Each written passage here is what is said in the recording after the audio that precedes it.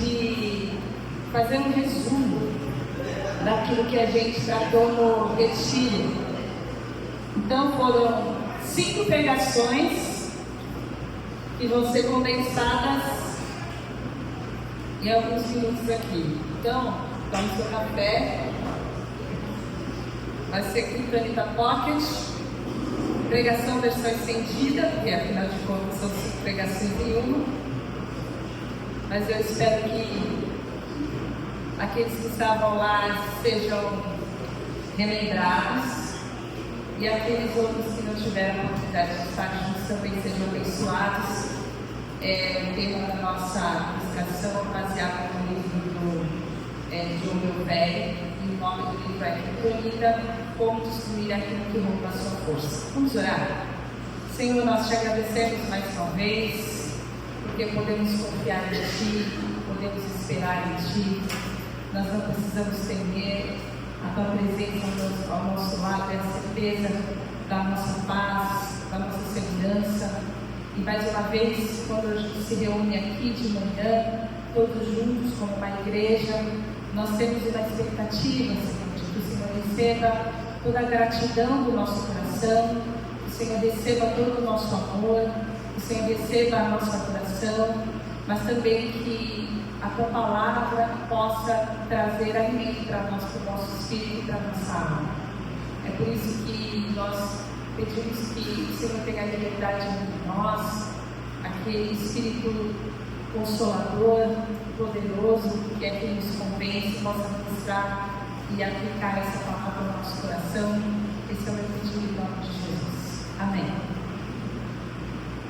Nosso tema nesse retiro não foi um tema evangelístico, na verdade foi um tema bem direcionado para aquelas pessoas que já são cristãs, já têm uma caminhada com o Senhor, que entendem a graça de Deus, porque quando nós conhecemos Jesus, quando a gente se aproxima de Deus, a gente precisa saber que não tem nada que a gente possa fazer. Não, a gente não precisa fazer nada, absolutamente nada para ser aceito por Deus. Deus nos ama incondicionalmente. Deus nos aceita assim como a gente é, da maneira que a gente está, com todas as nossas manias, os nossos medos, as nossas dúvidas. Ele nos recebe por causa da sua graça, por causa do seu amor. Nós podemos ter um relacionamento com Ele, mas há algo que nós recebemos também da parte de Deus quando nós somos recebidos e salvos pela graça, que é que nós nos tornamos participantes da natureza divina. E isso que está em 2 Pedro 1,4. O versículo fala o seguinte: dessa maneira Ele nos deu as suas grandiosas e preciosas promessas, para que por elas vocês se tornassem participantes da natureza divina, tendo escapado da corrupção que há no mundo, causada pelos seus maus desejos. Então, quando a gente está em Cristo, começa a ter um relacionamento com Jesus, há algo fantástico, sobrenatural que acontece da parte de Deus, segundo esse versículo. Nós recebemos parte da natureza divina, parte da bondade de Deus, parte do amor de Deus, parte da capacidade de perdoar, parte da capacidade de servir. E nós então, por causa da graça de Deus, por causa do amor de Deus, por causa dessa nova natureza que nos é impregnada pelo seu Espírito, nos tornamos, ou deveríamos nos tornar, pessoas diferentes da que nós éramos quando estávamos andando longe de Deus. Então, ao nos aproximar de Deus, somos aquelas pessoas que se tornam cheias da natureza divina. Quando a gente pensa na natureza divina, você deve pensar em coisas fantásticas sobre Deus, no poder, na autoridade, na criatividade, no conhecimento acima de todas as coisas, na bondade. E como filhos de Deus, nós recebemos muitas dessas promessas. A lista é uma lista imensa daqueles atributos que são comunicáveis de Deus, os atributos de Deus que se comunicam, que são transferidos a nós por causa da sua graça. A sua justiça, a sua santidade, a sua misericórdia. E tudo isso Deus faz para que nós possamos ser seus representantes no mundo, para que a gente seja uma parte de Cristo no mundo, para que aonde a gente esteja, ali tem amor, aonde a gente está, ali tem bondade, aonde a gente está, ali tem justiça, misericórdia. Então a gente se torna parte da natureza divina para que a vontade de Deus seja feita aqui na terra, assim como ela é feita no céu. Para que a vontade de Deus seja feita na terra, como ela é feita no céu, nós nos tornamos agentes cheios da natureza divina, pessoas que transformam o ambiente onde estão, impactam o ambiente onde estão, e essa transformação é aquela que vai gerar a vida, vai gerar o sal, vai gerar a luz nesse mundo. E aí nós nos tornamos então pessoas questionadoras. E uma das primeiras perguntas que a gente fez foi inquirindo justamente essa natureza divina em nós e o impacto que essa natureza divina deveria causar numa sociedade como a nossa, num país como o nosso, que se diz, eu esqueci o número, mas uma imensa porcentagem ela é cristã. Se todos nós somos cristãos, e a gente não está falando de religião, nós estamos falando de seguir a Jesus, por que parte dessa natureza não está sendo revelada na terra? A pergunta é, pode passar, por favor, será que nós vemos uma diferença significativa entre o povo de Deus e as pessoas que não conhecem Jesus, não andam com Jesus? Será que nós, os que estão andando com Jesus, estamos absolutamente livres das invejas, das fofocas, das maledicências, dos ódios, do rancor? Será que nós estamos livres da ira, da contenda?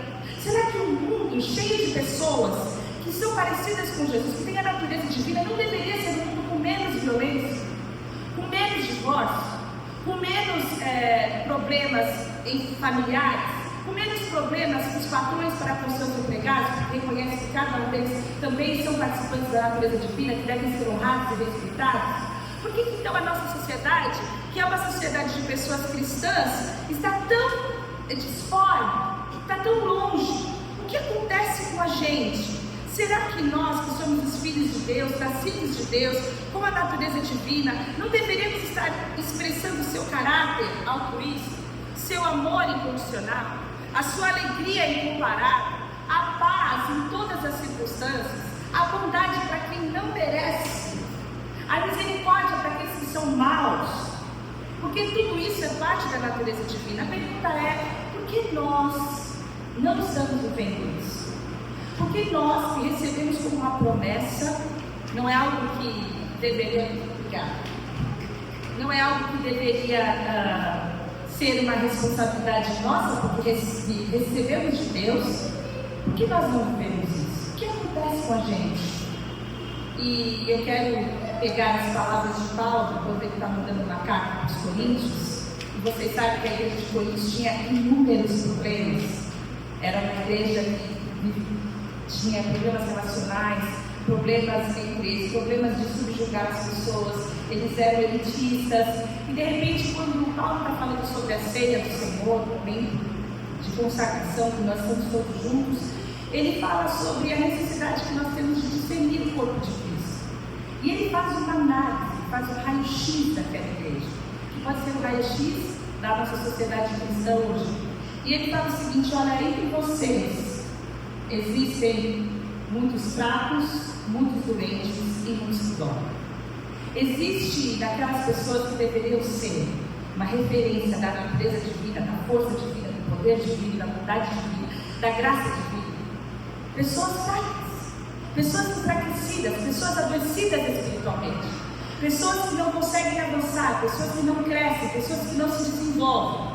E quando nós pensamos nisso, nós fizemos um comparativo com uma figura muito conhecida nossa, que é o Superman. Existia algo no Superman que era aquele ícone dos quadrinhos e depois dos filmes, e que todo mundo conhece, aquele sujeito que era mais forte que não sei o quê, mais rápido que não sei o que lá, que tinha visão além do alcance, que conseguia, ele era super rápido, ele tinha algo que o enfraquecia, e esse algo era a criptonita. Era algo que deixava com que ele ficasse fraco. Quanto mais tempo ele demorou para reconhecer e para conhecer o que era aquilo, ele quase se foi. Vocês conhecem a história. E essa criptonita que removia as forças, que deixava ele fraco, essa criptonita que fazia com que ele fosse enfraquecido até que ele esmorecesse de uma vez por todas, ela pode se assemelhar àquilo que também nos enfraquece. Nós deveremos ter a manifestação dos nossos superpoderes. Esses superpoderes que não são nossos, mas são promessas de graça divina. Nós não vivemos isso. Existe algo que está levando, que está roubando, que está nos enfraquecendo, que está fazendo com que a nossa vida seja uma vida capenga. Que a gente é filho de Deus, mas os filhos de Deus não tem a boca. A gente anda na fé arrastada. Um dia a gente crê, um dia a gente não crê tanto assim. Um dia Deus é bom, no dia, poxa, Deus não é tão bom assim. E a gente vai vivendo essa instabilidade, essa fraqueza, esse adoecimento espiritual, porque há algo que está roubando a nossa força. O próprio Davi, que escreveu todos os salmos, um cara que era segundo o coração de Deus, em Salmos 32, versículo 3 e 4, ele fala o seguinte: enquanto eu não confessei o meu pecado, eu me cansava, chorando o dia inteiro. Eu estava fraco. Enquanto eu não reconhecia as coisas da minha vida que não estavam bem, enquanto eu não conhecia aquilo que estava roubando a minha força, eu me cansava. Dia e noite tu me castigasse, ó Deus, e as minhas forças se acabaram como um sereno que seca no calor do verão. Então há algo que impede que a gente viva a potencialidade da natureza divina, que a gente percorra esse caminho depois que a gente conhece Jesus. Porque a gente conhece Jesus desse jeito que a gente é, a gente conhece Jesus sem conhecer muito bem a sua vontade, mas conforme nós vamos conhecendo a vontade de Deus revelada na sua palavra, essa vontade ela precisa ser a luz para o nosso caminho, para endireitar o nosso caminho, para nos colocar na vereda da vontade de Deus. Enquanto nós não vivemos isso, esse contínuo arrependimento e transformação, a gente vai enfraquecendo, a gente vai desfalecendo. E há algo importante, muito importante, que nós tivemos um bom tempo para conversar sobre isso, é que todas as coisas que nós fazemos, quando nós estamos inseridos no corpo de Cristo, quando nós somos uma comunidade como essa que nós somos, elas refletem também o corpo de Cristo. Às vezes a gente acha que a gente pode viver a nossa vida da maneira que a gente quer, da maneira que a gente entende, que a gente não deve satisfação para ninguém, que a gente é dono do nosso nariz, que a gente vai responder depois só diante de Deus, que ninguém tem nada a ver com isso, ninguém tem nada a ver com a nossa vida. Nós temos vários versículos que provam que há uma ligação, existem linhas perfeitas de amor que nos unem, de forma que quando há algo no corpo que está doente, todo o corpo sente. Todo o corpo é refletido por esse adoecimento, por essa dor, por algo que ainda está fora da ordem de Deus nas suas vidas. Então nós entendemos duas coisas: que em primeiro lugar nós devemos sim responder com a nossa vida, com o nosso caráter, com a nossa conduta diante daqueles que são nossos irmãos. E também nós somos responsáveis por eles. Nós somos responsáveis em amar, em cuidar, em adoçar e trazer para perto aqueles que estão longe, aqueles que estão perdidos, sustentar e suportar em amor aqueles que estão fracos. E há um versículo que fala isso, que está em 1 Coríntios 10, versículo 24 e 23. Alguns dizem assim: podemos fazer tudo o que queremos, sim, mas nem tudo é bom. Podemos fazer tudo o que queremos, sim, mas nem tudo é útil. Ninguém deve buscar os seus próprios interesses, e sim os interesses dos outros. A nossa vida deve ter uma toada em que a gente reconhece que a gente pode fazer tudo o que a gente quiser, mas nem todas as coisas vão ser boas, não só para nós, como para as pessoas que estão perto da gente. Nem todas as coisas são úteis, existem coisas que nós podemos abrir mão, porque nós estamos cuidando, nós estamos preferindo, nós estamos zelando aqueles outros que estão perto de nós. Isso é uma responsabilidade por estarmos inseridos no corpo de Cristo. Então, a igreja de Jesus, se não estivesse cuidando do outro, se não estivesse sustentando o outro, se não estivesse alentando o outro, sai daí que você vai cair, sai daí que aí é perigoso. Se a gente estivesse vivendo essa vida de cuidado e de amor, nós teríamos um impacto muito poderoso na terra, um impacto muito poderoso na nossa sociedade, um impacto muito poderoso no lugar onde nós estamos, no nosso trabalho, na nossa família, na nossa faculdade, na nossa escola, porque as pessoas, elas querem Jesus, elas querem entender o amor de Jesus, elas querem através de nós saber quem é Jesus. Será que nós estamos expressando esse amor? Ou será que a gente está nessa fase que Paulo falou para a igreja de Coríntios, fracos, doentes e alguns dormindo? E como então que a gente pode identificar o que é a nossa criptonita, o que é que rouba a nossa força? Eu contei uma história que eu vou contar para vocês, para a gente tentar identificar essa criptonita e o poder do pecado, do Justin e da Angela. Quem se lembra da história do Justin e da Angela? era um casal que namorava há um tempo já, e eles se amavam. Então o Justin toma uma decisão muito determinada, que ele vai pedir a Angela em casamento. Ele está muito apaixonado por ela, ela é muito divertida, ela é muito alegre, ela é muito amorosa, ela é trabalhadeira, ela é inteligente, ela ama as crianças, ela cuida do pai, da mãe, ela é maravilhosa, ele precisa casar com essa mulher. E aí ele faz aquela noite maravilhosa, romântica, a luz de velas, fundo musical, pede ela em casamento e ela também está apaixonada por ele, ela nem pensa duas vezes, emocionada, ela fala, sim, vamos nos casar. Então, depois de uns meses, depois dos preparativos, depois de brigarem um pouco por causa da lista dos convidados, eles conseguem fazer o tal do casamento lindo, maravilhoso, tudo perfeito, festa linda, e eles vão embora para casa.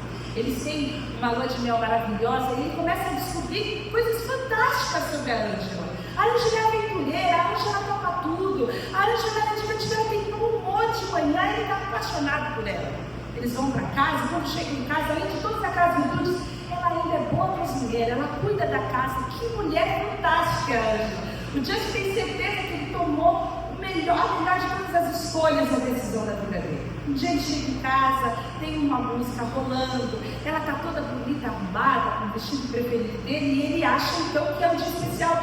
E ele esqueceu alguma coisa muito importante. Quando ele pergunta se ele deve se preparar para passear junto com ela, para sair, onde eles vão, e ela fala para ele, não, você não vai, eu vou sozinha, eu vou sair com o Tony, a gente vai jantar, a gente vai passar a noite em algum lugar, e eu chego só amanhã de manhã. Ele fala, mas como assim?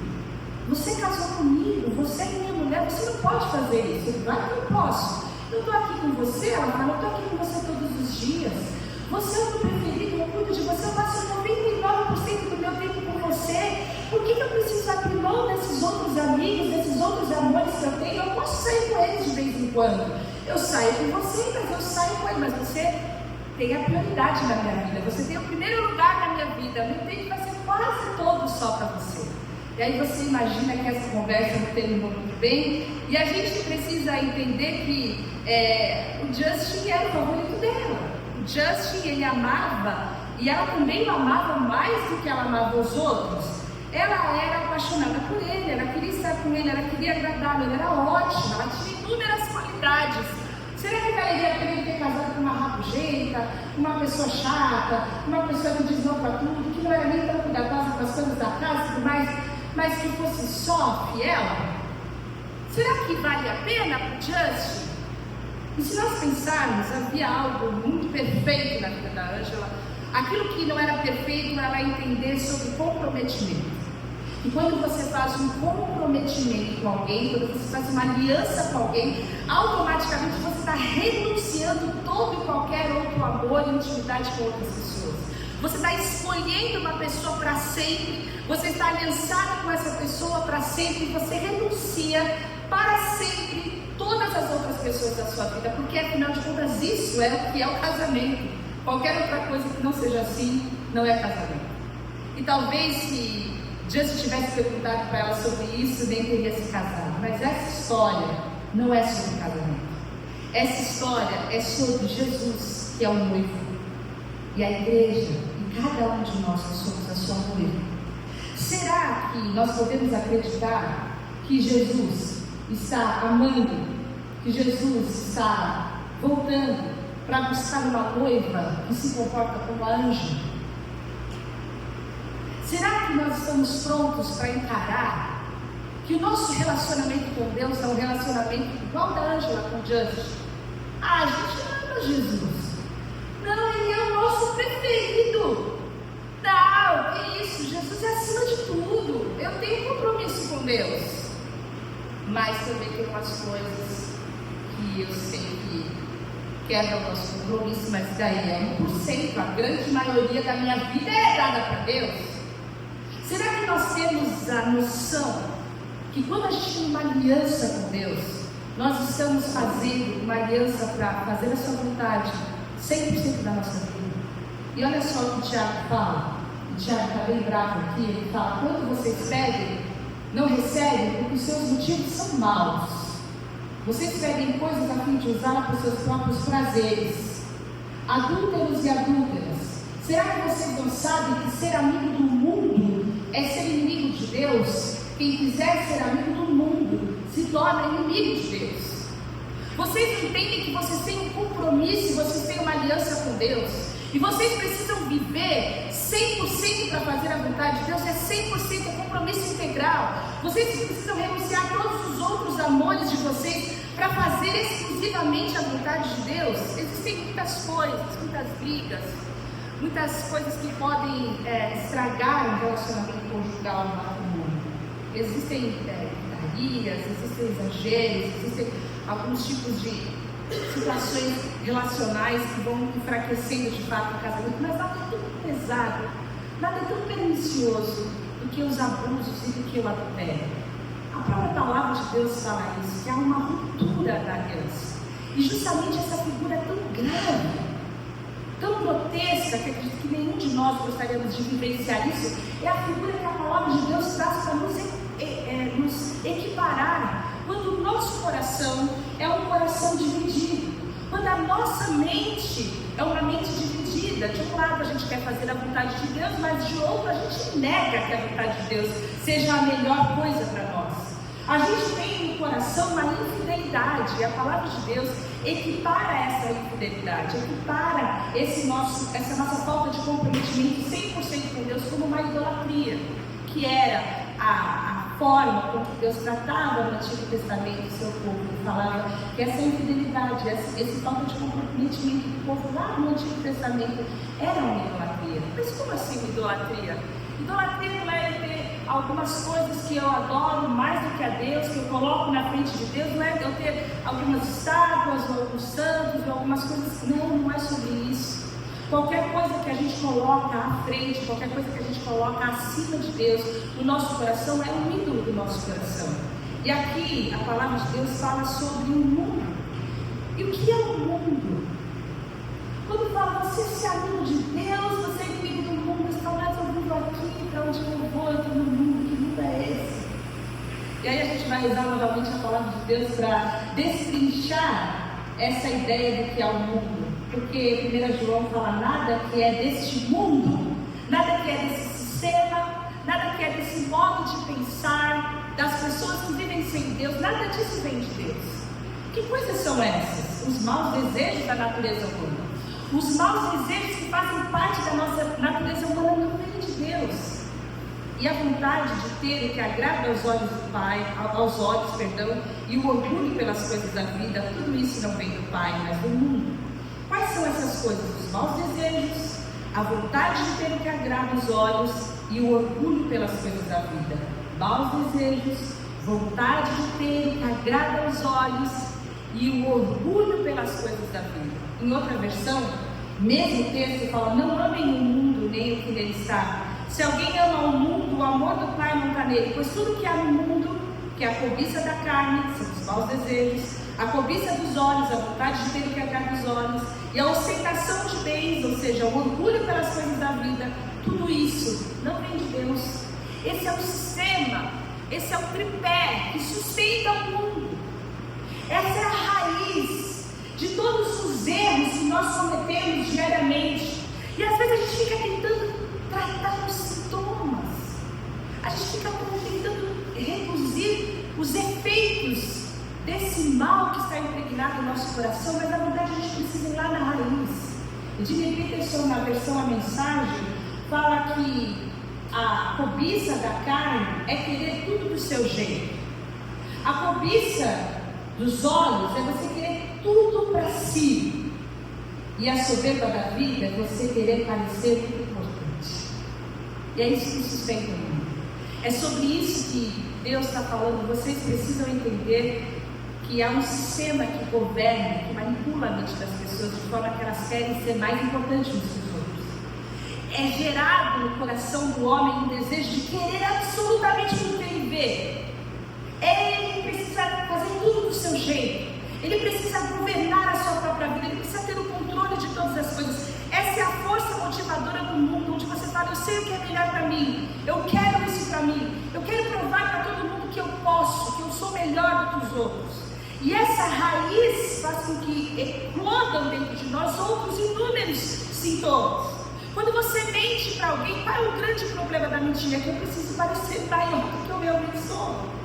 Ou eu preciso de ter alguma coisa que eu quero ter. Ou porque eu quero fazer tudo do meu jeito. Então o problema não é a mentira em si. Ninguém gosta de ser enganado. Mas é o que está por trás do nosso coração. E Deus está falando, olha, essas coisas não vêm de Deus.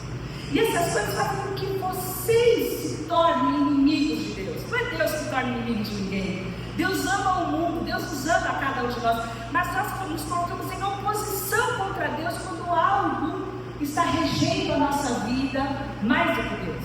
Quando esse 1%, quando esse desejo nos conduz a não fazer a vontade de Deus, ou porque a gente quer tudo que a gente vê, ou porque a gente quer tudo do nosso jeito, mesmo que não seja do jeito de Deus, ou porque a gente quer parecer mais importante, aí a gente diminui as pessoas que deveriam ser amadas e cuidadas por nós. Esse é um sistema, esse é o sistema do mundo, e isso é o que vai fazer com que a gente pense sempre que o nosso jeito é melhor que o jeito de Deus, que a nossa escolha é melhor que a escolha de Deus. E isso é uma coisa que não cabe dentro do amor de Deus por nós, porque a palavra de Deus fala que todas as coisas boas vêm do Pai das luzes. Você é atingido, você recebe inúmeras coisas boas, maravilhosas todos os dias, sem perceber, sem se dar conta, sem nem agradecer, e elas vêm de Deus para você. Ele cuida de nós. Nós vivemos uma vida onde nós somos abençoados, onde a gente tem uma casa, pode ser a casa que a gente não gostaria, a gente tem um trabalho, pode ser o trabalho que a gente não gostaria, a gente tem um marido, pode ser o marido que a gente não gostaria, uma família, mas a gente tem. E a gente não tem gratidão, e a gente não percebe muitas coisas maravilhosas vêm da parte de Deus para nós. A gente prefere seguir o nosso curso, a gente prefere seguir o nosso caminho. E há algo muito importante que eu disse lá, e eu trouxe até esse slide para a gente repetir: não importa se tem aparência de coisa boa, não importa.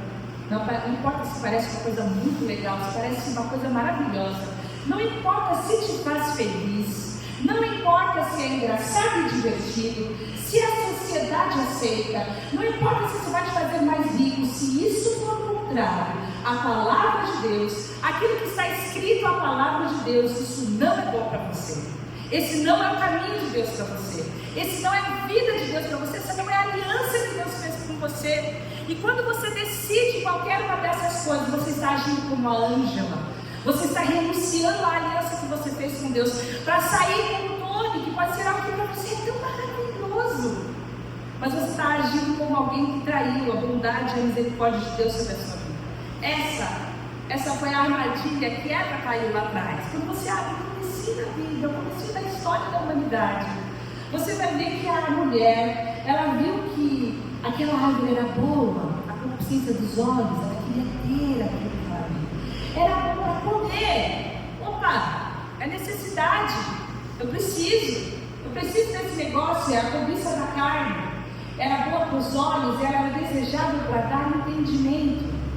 Era bom para que ela fosse acima daquilo que ela gostaria de ser. Então o que ela fez? Ela comeu e deu também a seu marido que comeu com ela. E aí a palavra de Deus em Provérbios fala que é um caminho que parece um homem direito, mas o fim deles são caminhos de morte. As nossas escolhas, sempre que forem contrárias à palavra de Deus manifesta, elas são caminhos que nos levam para a fraqueza, nos levam para a doença espiritual. E é por isso que muitos dormem, porque nós estamos sendo enfraquecidos por esses desejos nossos, esses desejos que são do mundo, que são contrários à vontade de Deus. E a pergunta então, para a gente encerrar, é como que a gente pode vencer isso? Se a gente reconhece que grande parte dos nossos desejos, eles realmente são contrários à vontade de Deus. Você abre lá a palavra de Deus em Gálatas, você vai ver que tem uma luta em curso dentro de nós. É a luta da carne, é a luta do espírito. E o texto fala que eles se opõem uns aos outros para a gente não fazer aquilo que a gente quer. De um lado a gente tem a natureza humana que foi corrompida por causa do pecado. A gente foi criado igual a Deus, a gente foi criado perfeito, mas por causa do pecado agora a gente tem essas inclinações da gente querer tudo do nosso jeito, da gente querer tudo que a gente quer, da gente querer parecer mais importante do que a gente é. E essa raiz faz com que a gente vá se afastando da graça de Deus. Para que a gente possa vencer, eu quero colocar 3 coisas para vocês. A primeira delas é o arrependimento. A primeira delas é uma vida onde você vai se dedicar em crescer espiritualmente, ser melhor. A gente pode conhecer a Deus e continuar vivendo a nossa vidinha exatamente como ela é, sem que nela exista nenhuma transformação. E aí passam-se anos e anos e você continua sendo a mesma pessoa irada, a mesma pessoa que não perdoa, a mesma pessoa que tem dificuldades em estar com relacionamentos, a mesma pessoa que você sabe, as dificuldades que cada um de nós temos. Nada da nossa vida muda. A gente tem a palavra de Deus, a gente tem a Jesus, mas a gente continua lutando contra as coisas que nos desgastam e que nos enfraquecem. Mas há uma forma de nós sermos transformados e transformados por Deus. E essa forma é o arrependimento.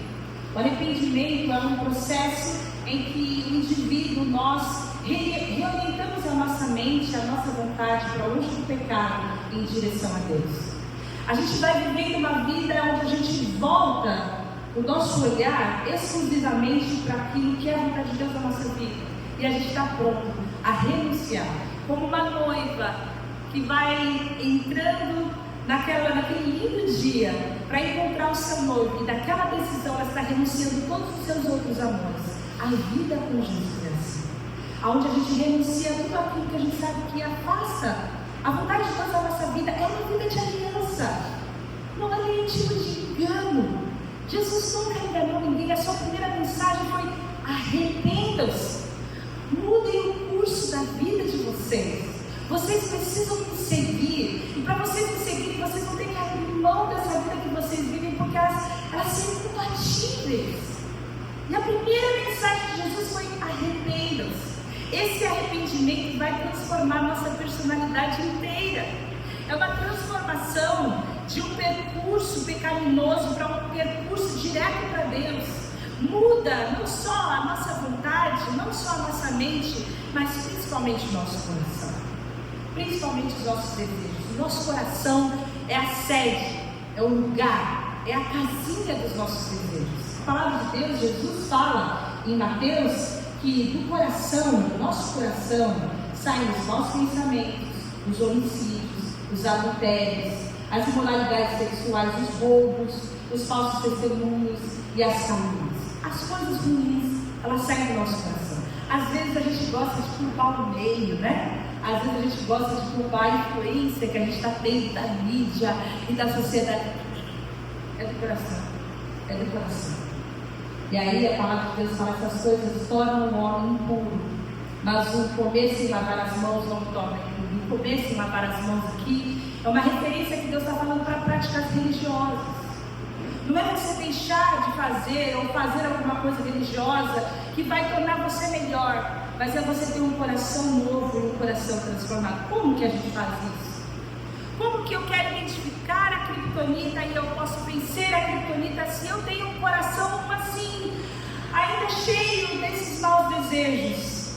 A palavra de Deus em Ezequiel fala que Deus nos dá um coração novo e Ele coloca dentro de nós um espírito novo. Ele tira de nós o coração de pedra e a gente recebe um coração de carne. Nós recebemos o Espírito em nossos corações para a gente agir segundo a vontade de Deus, obedecer à vontade de Deus. Deus nos dá recursos, Ele nos dá um novo coração e o seu Espírito que nos capacitam a fazer a sua vontade. Isso é a transformação do arrependimento, isso é metanoia, isso é mudança de mente, isso é mudança que vem de dentro para fora.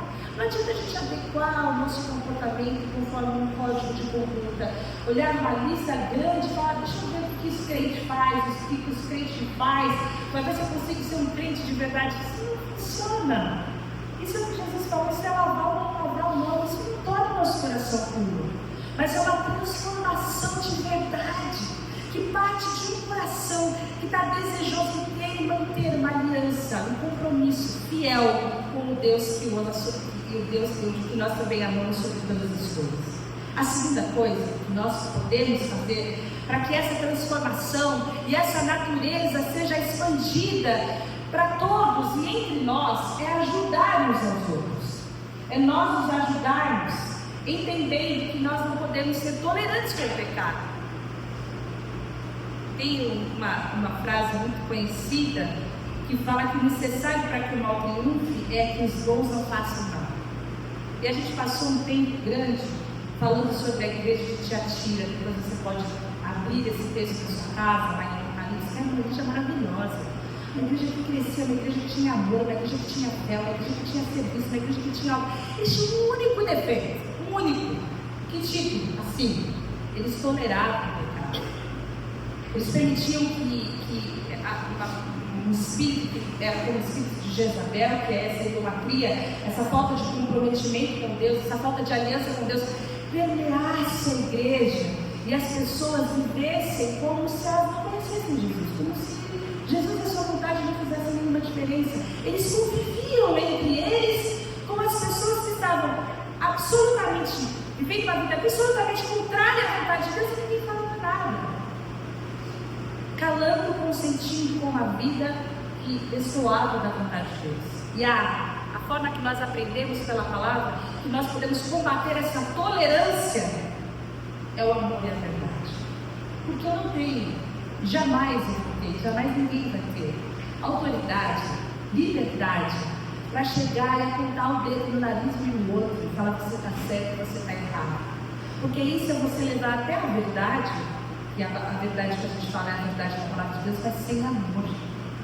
E quando eu levo a verdade sem amor para alguém, eu estou levando um peso muito duro de exclusão.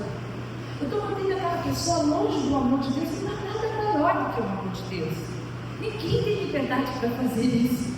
A nossa responsabilidade é trazer as pessoas para esse grande abraço do amor de Deus. Mas só o amor, sem a verdade, vai fazer com que a gente seja contente com o pecado.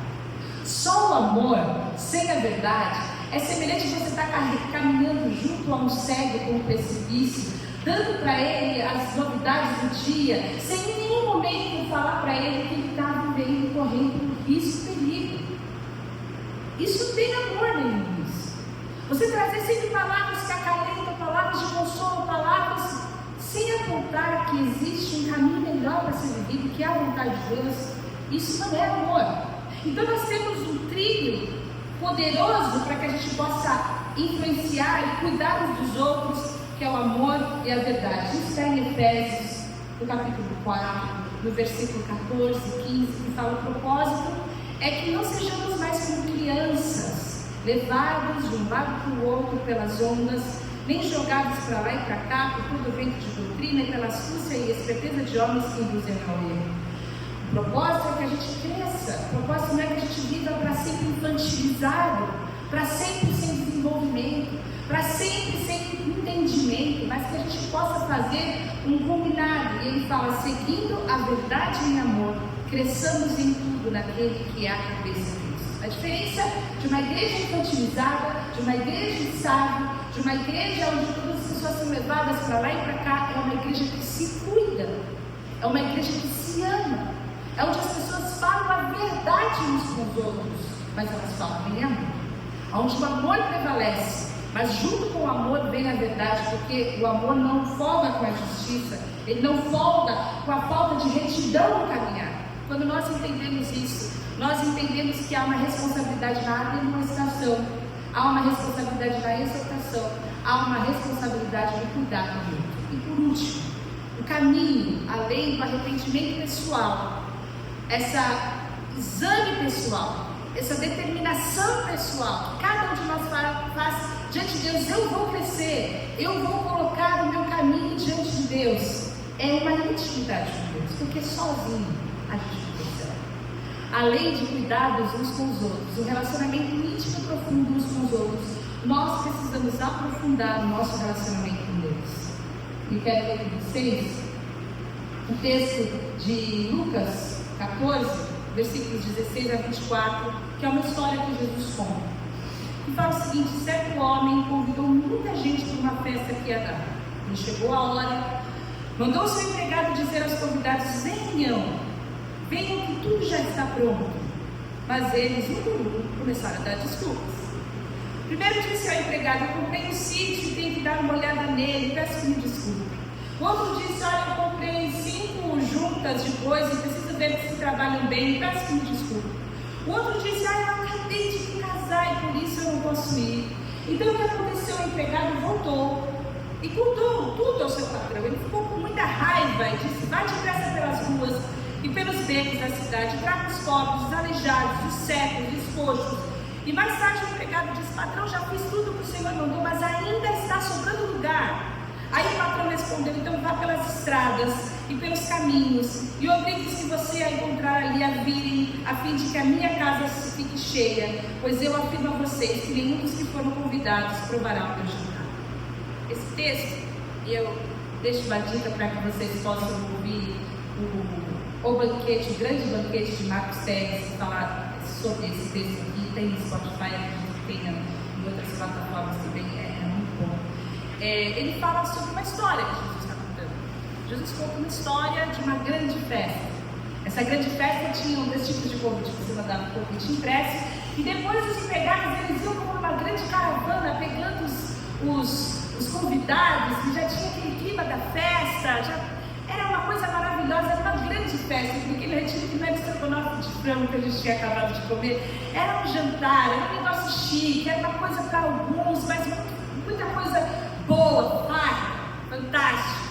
O que acontece aqui é que esses convidados, eles começam a dar desculpas. E a desculpa, ainda mais uma desculpa esfarrapada, é uma mensagem que fala: olha, a minha vida, o que eu tenho, a minha agenda é mais importante que a sua. Eu prefiro fazer as minhas coisas do que fazer tudo que você quer que eu faça. E as desculpas são muito farrapadas. Olha, eu comprei um sítio, eu vou lá ver de noite, de madrugada aqui, no horário da festa. Eu comprei uma junta de coisa, uma junta de coisa você vai fazer agora que você vai ver, agora, à noite, nessa hora. Eu casei, eu não posso ir. E essas desculpas, elas só provaram que aquelas pessoas não tinham nenhum interesse em estar na festa com aquele que estava convidando.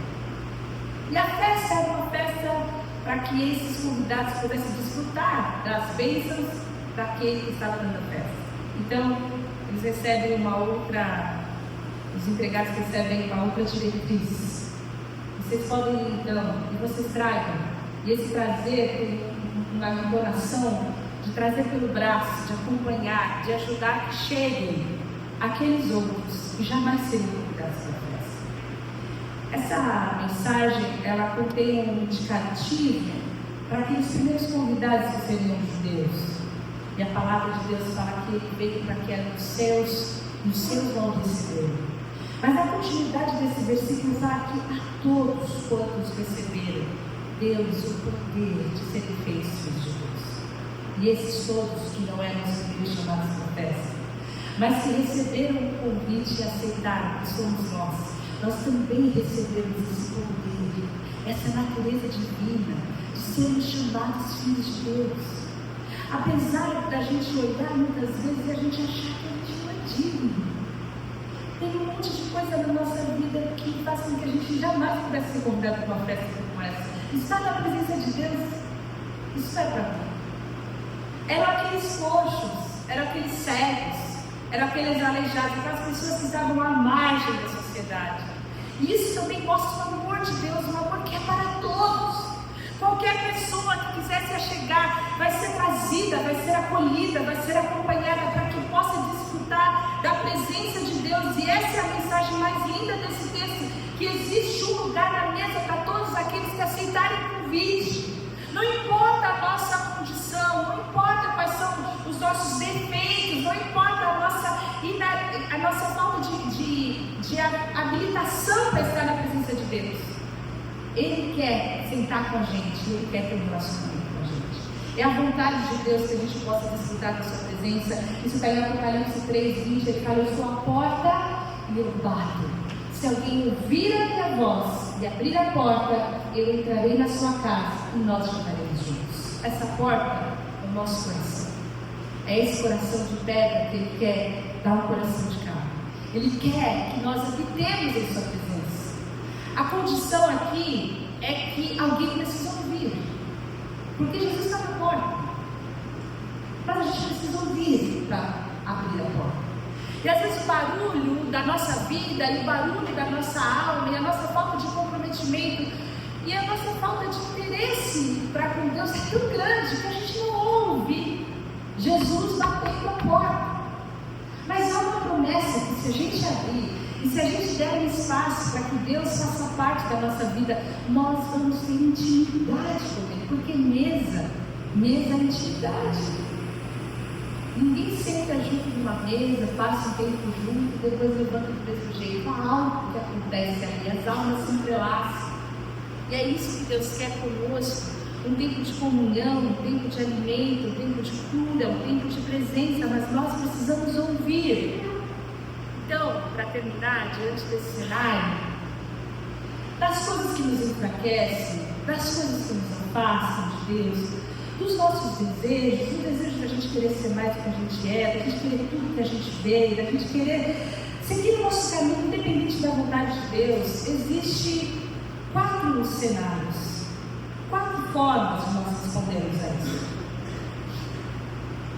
A primeira delas são os imunes, são aquelas pessoas que são indiferentes, são aquelas pessoas que vão ouvir o bater a porta e vão ignorar, vão aumentar o som da sua vida, vai aumentar o barulho, que elas não querem estar com Jesus, elas querem viver a vida delas como elas decidiram, elas já decidiram qual é o caminho de Deus, independente da vontade de Deus, elas não querem saber da vontade de Deus, elas já escolheram. Então elas vão ouvir essa palavra, vão ouvir a palavra de Deus e não vão dar a voz ao Espírito Santo, não se importam em ofender a santidade de Deus, elas já escolheram o seu estilo de vida.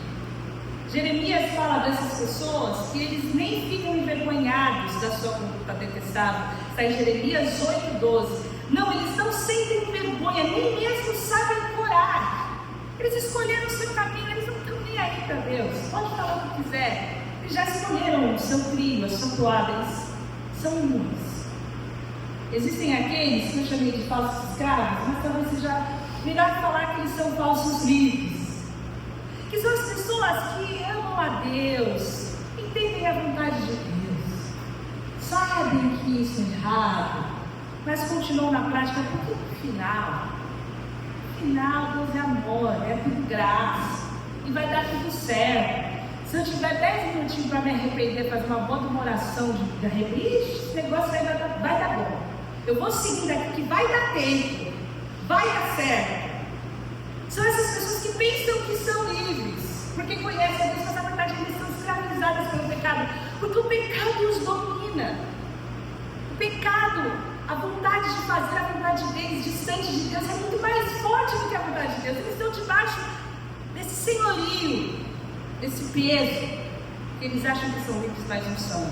Romanos 6 fala assim: o que nós vamos dizer sobre isso? Continuaremos pecando para que a graça de Deus aumente? Para que no final a grande pizza no céu alimente a todos? É isso que a gente vai fazer? Aí Paulo fala: de maneira nenhuma. A gente tem que morrer para o pecado e não continuar vivendo nele. É esse caminho, a gente precisa fazer uma escolha. A vida inteira já está acontecendo. Eu falava que às vezes as pessoas pensam que andar com Deus é como se fosse um seguro de vida. Eu aceito Jesus, e aí eu vou viver na minha vida. Se eu morrer, eu vou para o céu, está garantido. E não é nada sobre isso.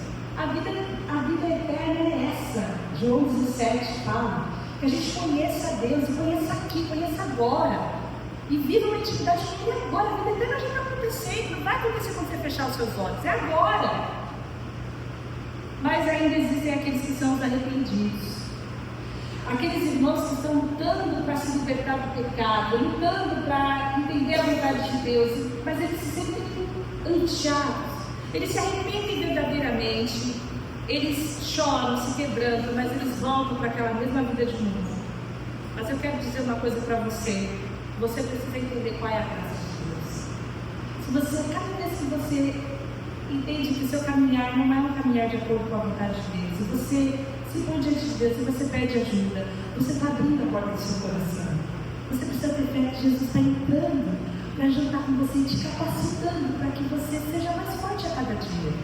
Não desista, permaneça, fique firme, continue a sua jornada diante de Deus. Pode ser que você sinta: poxa, mas É difícil demais, mas é porque você está tentando sozinho. Sua casa está vazia. Você está tentando arrumar a bagunça para esperar, deixando Jesus na porta, Jesus está tocando o interfone. E você está correndo com tudo, tentando ajeitar sua casa sozinho. Ele quer entrar para ajudar você a arrumar essa bagunça toda. Para que então a gente possa desfrutar da quarta possibilidade, que é ser perto. Que a graça de Deus vai encher o nosso coração, a gente vai ser capacitado para a gente fazer o que a gente não conseguiria fazer sozinho. É a graça de Deus. É a graça de Deus. É esse amor que a gente não merece, essa força que a gente não merece. Por mais que a gente tenha em nossas vidas uma natureza forte, uma personalidade forte, resistente, em relação à vontade de Deus, que o Espírito Santo vem quebrantar o nosso coração, a gente vai ouvindo a voz de Deus e a gente vai sendo transformado. E a graça de Deus, ela é suficiente para nós, porque o poder de Deus está aperfeiçoando nossas fraquezas.